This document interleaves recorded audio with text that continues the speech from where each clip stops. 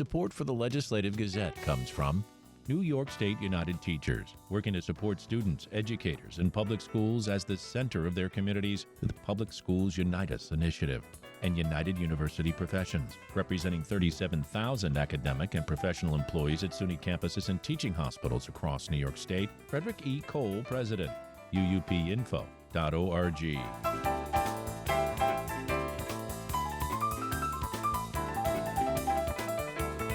Republicans in Congress say New York Governor Kathy Hochul isn't doing enough to enforce immigration laws. WNYC's Jimmy Vielkind reports. Hochul and two other Democratic governors were grilled for more than 5 hours by the GOP-controlled House Oversight Committee. Representative Elise Stefanik, a Republican from the North Country, is considering a run against Hochul next year. Stefanik asked Hochul about undocumented immigrants arrested for high-profile crimes. We deserve a governor who stands up for law-abiding New Yorkers, doesn't put illegals first, but actually puts New Yorkers first. I appreciate rather than going after the viral moment. I suggest you look at the facts. Hochul says the state cooperates with ICE. She's also ordered state employees not to ask about people's immigration status in most cases. In Albany, I'm Jimmy Vielkind for the New York Public News Network. New York Congressman Mike Lawler defended his vote for President Trump's big, beautiful bill at a town hall Sunday night. The Legislative Gazette's Jesse King was there and filed this report. The reason I voted in favor of it.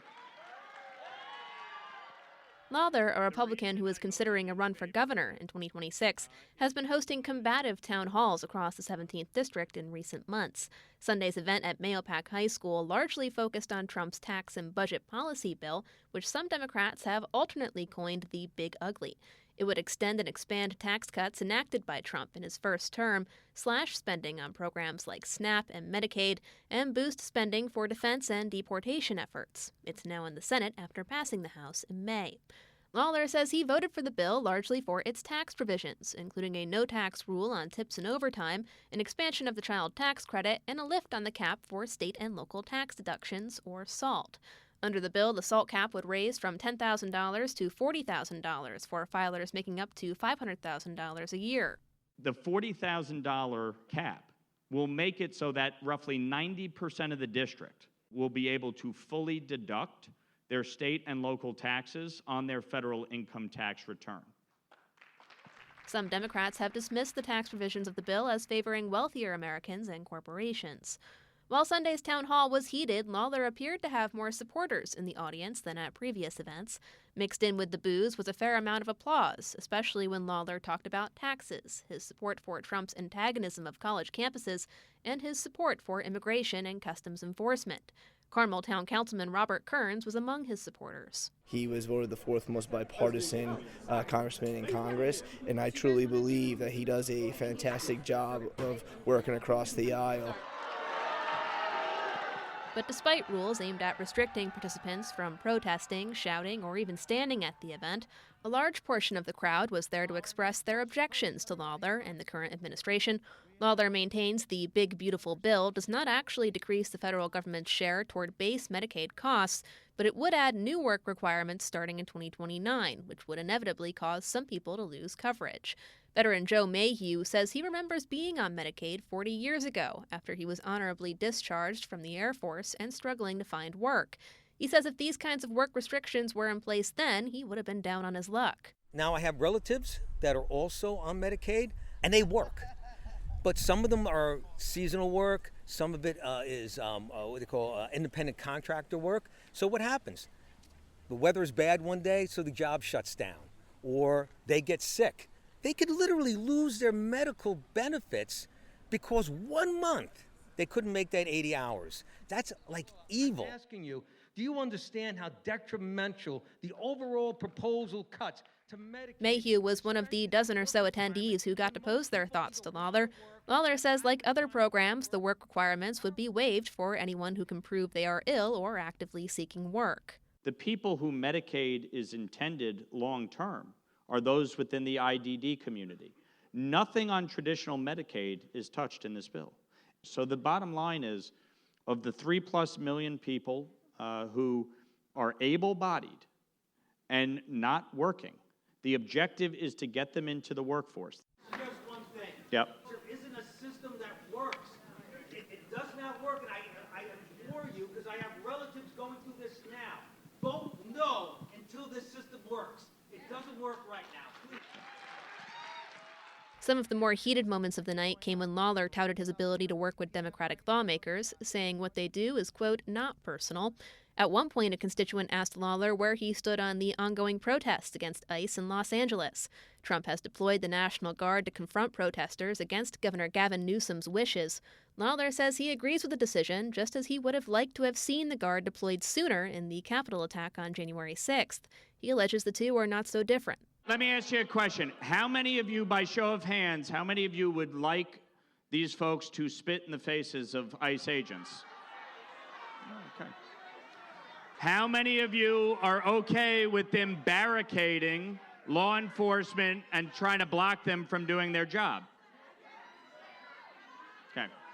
See, here's the difference. I oppose January 6th, and those who physically assaulted law enforcement officers should have been prosecuted and should not have been pardoned. The difference is you all just said you don't agree with that with respect to these protesters. Lawler has not hesitated to goad the audience at his events. At one point Sunday, he called a constituent a, quote, 5-year-old for shouting from the crowd.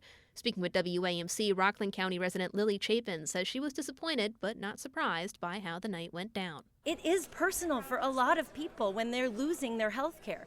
It's personal when my 14-year-old niece accidentally got tear gas today in Los Angeles because she and her dad just wanted to go watch what was happening downtown.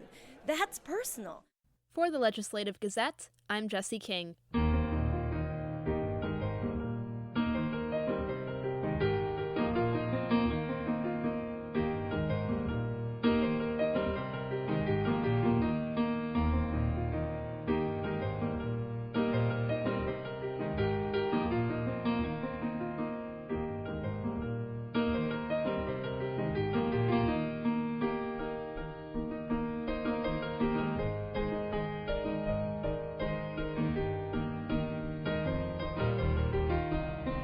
You are listening to the Legislative Gazette, a program about New York State government and politics. I'm David Gastina. This week I sat down with Blair Horner, Senior Policy Advisor for the New York Public Interest Research Group, to talk about pending environmental legislation in the legislature. Just to put it in some context for the listeners, I mean, the New York State Department of Environmental Conservation put out a report in December 2023. It was called a Solid Waste Management Plan. And in that, they describe the problem that the state of New York is facing when it comes to disposing of municipal solid waste. Landfills are filling up. You can't build more incinerators because they burn things lead to greenhouse gas emissions. And so what should you do? And the DEC says the New York, and the rest of the country certainly, but certainly New York, has to move to what's called a circular economy, where the waste that's produced is the responsibility largely of those who produce the packaging waste. And so the bill that you're describing, the packaging bill, is a way to do that, is a way to encourage recycling, reduce the use of toxics in packaging, and to reduce the burden on New York State's municipal solid waste system. And so the legislation, as you and I are talking now, you're right, it's passed the Senate. It's now, like hand-to-hand combat on the floor of the Assembly. Yeah. We don't know how that's going to work out yet, but, we believe we have the votes, and we certainly believe that we have the rationale that makes sense as to why it's needed. Well, and Blair, you must like the idea, because we don't often see this. They pass these sort of mandates or laws, and then they don't have any enforcement. I see they're going to establish, if it passes, a new Office of Inspector General to ensure the companies fully comply. Yeah, I mean, sort of the basic philosophic underpinning of the legislation is that the companies will be responsible for the waste, and the companies will have a lot of latitude to figure out how to comply, because we're talking about all different kinds of packaging. But to make sure that there's public accountability, there would be an entity established by the government to monitor what they're doing and to make sure that they're meeting the goals that are set in the bill, as well as that they're behaving in a way that's not just enriching themselves at the expense of the public. Which, Blair, is exactly what's happening on the national level. The Trump administration is getting rid of regulations in every possible spot. Well, and they fired all the inspector generals. So at the federal level, again, it's a huge difference between what the state of New York talks about doing and does and what currently the federal government is debating and does. And the gap couldn't be wider. So that being said, Americans will get a chance to vote on that in 2026, what they think about what's happening in Washington, and they will get a chance to vote on what they see in New York come 2026 when they see how that's all happening. That's what elections are for. And so, we'll see what Americans want to do. We'll see what New Yorkers want to do in those elections. But it's a huge difference. There's no doubt about it. And the sort of like the federal approach of punishing alternative energy sources like wind and solar and trying to reinvigorate fossil fuel power like coal and oil is based on a false analysis that says that there's no such thing as climate change, which is just ridiculous. Now, New York State has not only ridiculous, it's an all-out lie. Well, yeah, it's ridiculous, and it is a lie. Yes, that's right. I mean, it is. You can measure temperature. We have conquered the thermostat, and we know that the planet is getting hotter. There's no getting around it, and the world's experts all talk about why. The industry's known for 50 years why it was going to happen. So you got to do something about it. Trump administration, the Congress doesn't want to do anything about it. They want to stick their head in the sand, which will accelerate catastrophe. In New York, we have laws in the books, and sometimes it's dragging their feet, but there's laws in the books to try to deal with it. Hopefully, sanity will reign. Hopefully, reliance on science will come back, and maybe we can sort of mitigate the looming and ongoing climate catastrophe that we're all facing. We're all right now breathing in smoke from Canadian wildfires. And some of that, of course, is, forest management and everything else. But a lot of it is because it's super dry. And when it's super dry, all it takes is a spark and you got a big fire. That's Blair Horner, Senior Policy Advisor for the New York Public Interest Research Group.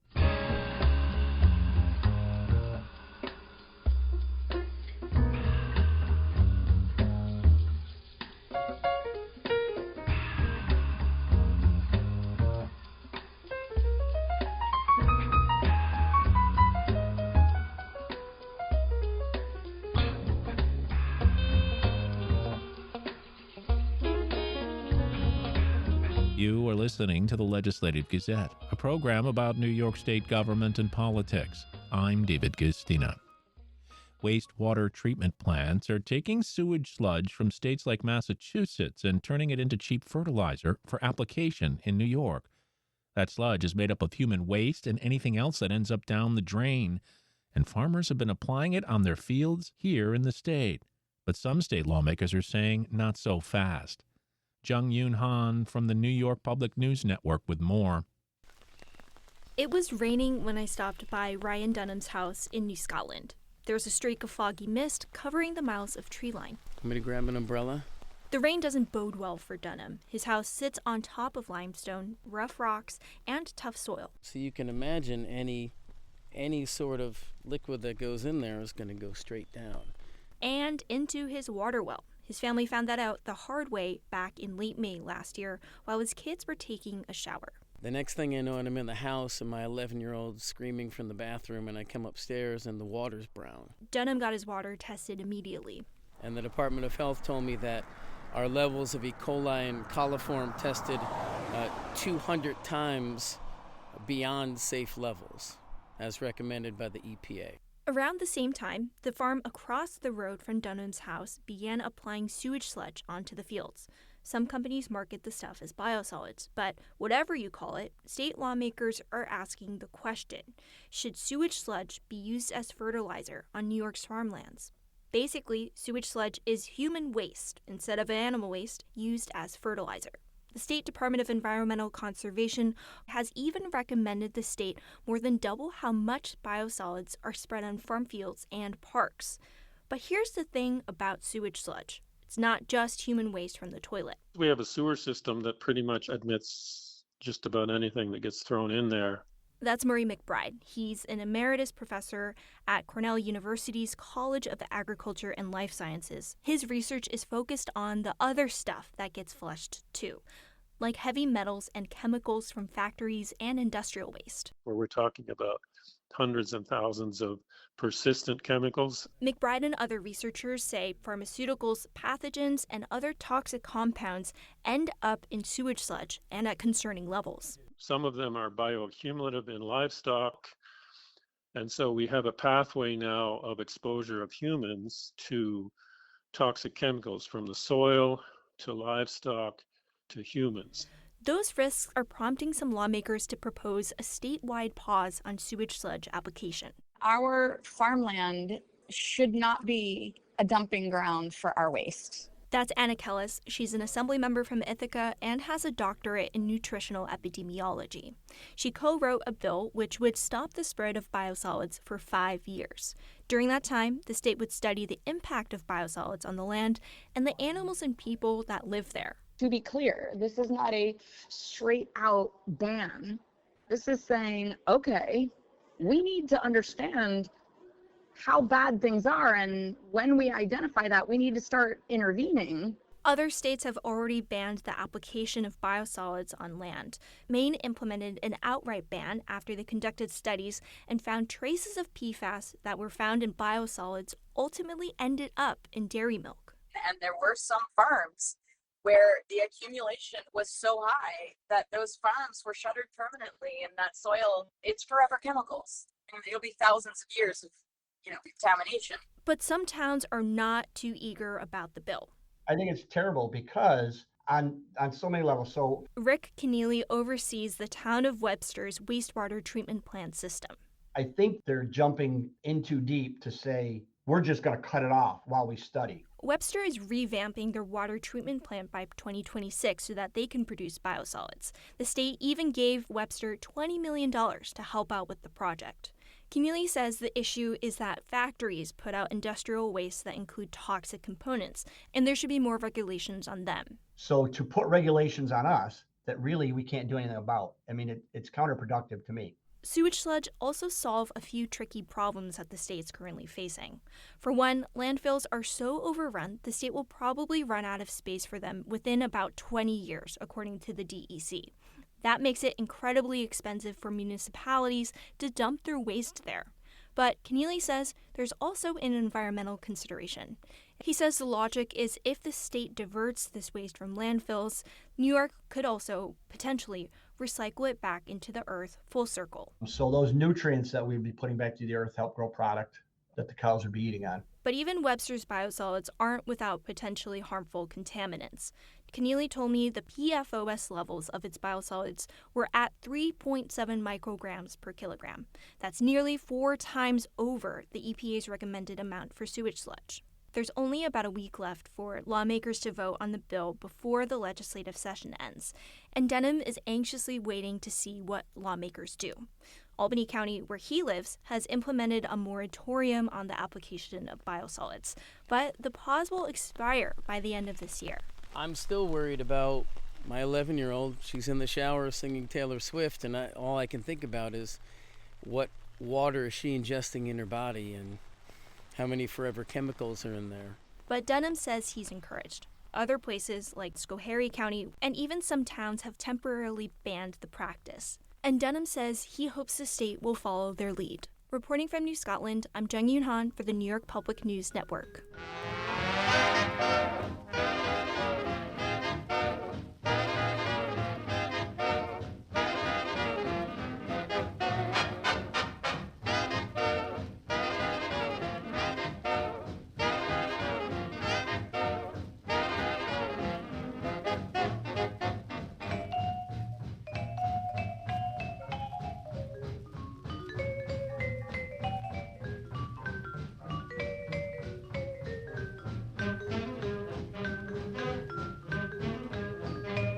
You are listening to the Legislative Gazette, a program about New York State government and politics. I'm David Gistina. Albany World War I hero Sergeant Henry Johnson's legacy is among the casualties as the Trump administration renames 7 military bases. The Legislative Gazette's Dave Lucas explains. In 2023, Louisiana's Fort Polk was renamed Fort Johnson in honor of Albany's own Henry Johnson, a Black Medal of Honor recipient. The Army base had been named for slave owner and Confederate General Leonidas Polk from 1941 until the Biden administration made the change as part of a broader effort to move away from names associated with the former Confederacy. Now the Trump administration is changing base names back, and Fort Johnson will once again be Fort Polk, although it will honor World War II Silver Star recipient General James H. Polk instead of the Confederate general. Albany Mayor Kathy Sheehan attended the 2015 White House ceremony when President Barack Obama bestowed the Medal of Honor on Johnson for his actions in World War I, in which he fought off a German advance and rescued a fellow soldier from capture. As a young man, Henry Johnson joined millions of other African Americans on the great migration from the rural South to the industrial North, a people in search of a better life. He landed in Albany, where he mixed sodas at a pharmacy, worked in a coal yard, and as a porter at a train station. And when the United States entered World War I, Henry enlisted. June 5th marked the 108th anniversary of Johnson's enlistment in the all-black 369th Infantry Regiment, the Harlem Hellfighters. On Wednesday, a tearful Sheehan said changing the name of the fort is about white supremacy. There were people who were invited to that ceremony who never thought they would set foot in the White House, much less be in a room with the President of the United States. And it matters. And leaders are called upon to do the right thing. And I am watching Republicans in Washington not only not do the right thing, but allow the rule of law and basic human decency and dignity to be crushed, ignored. And it's not right. And it is.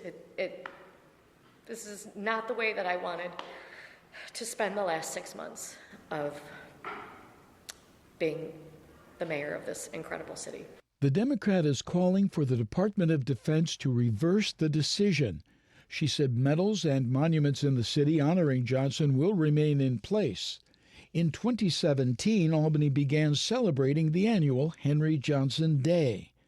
The name Fort Johnson was bestowed by the Congressional Naming Commission, formed in 2021 following the racial reckoning that emerged from the 2020 death of George Floyd in Minneapolis. In 2024, WAMC spoke with one of the 5 commission members, retired Brigadier General Ty Seduley, who noted the commission made more than 1,000 changes to move away from associations with the Confederacy. He said heroes like Johnson deserve to be commemorated. Black soldiers in World War I, in fact, many of them, including the Harlem Hellfighters, were given to the French, and they served in French uniforms. And one of the people that we named it after, Henry Johnson, actually was one of the Harlem Hellfighters who fought in French uniform because the American commander, John J. Pershing, did not want those soldiers fighting with him. So this is an ability to recognize true heroes for what they really did, and not those who chose, the Confederates, who chose treason to preserve slavery. Johnson also received the French military's highest recognition, the Croix de Guerre. Despite being initially celebrated for his 1918 actions, including leading his regiment's homecoming parade up Fifth Avenue in New York City in February 1919 and sitting down to a dinner with Governor Al Smith, Johnson's heroics were later forgotten by many. Left severely wounded from combat, he died impoverished in 1929. Following advocacy efforts, Johnson was finally awarded the Purple Heart in 1996, an award presented to every American service member wounded in combat. In 2002, Johnson was awarded the Distinguished Service Cross, the nation's second highest award for valor. For the Legislative Gazette, I'm Dave Lucas.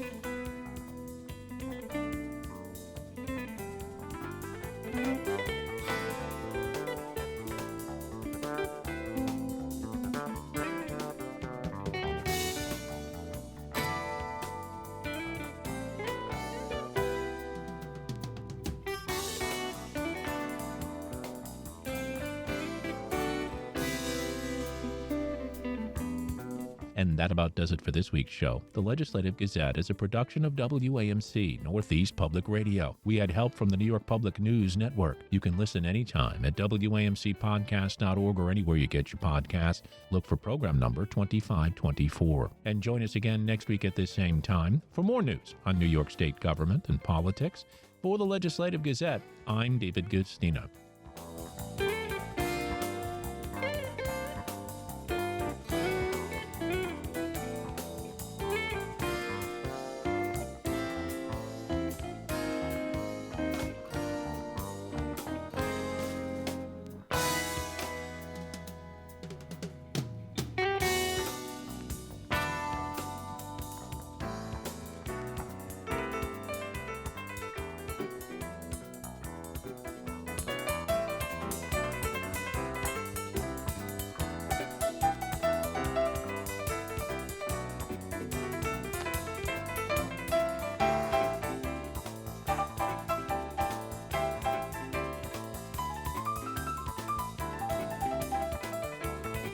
Support for the Legislative Gazette comes from United University Professions, representing 37,000 academic and professional employees at SUNY campuses and teaching hospitals across New York State. Frederick E. Cole, President.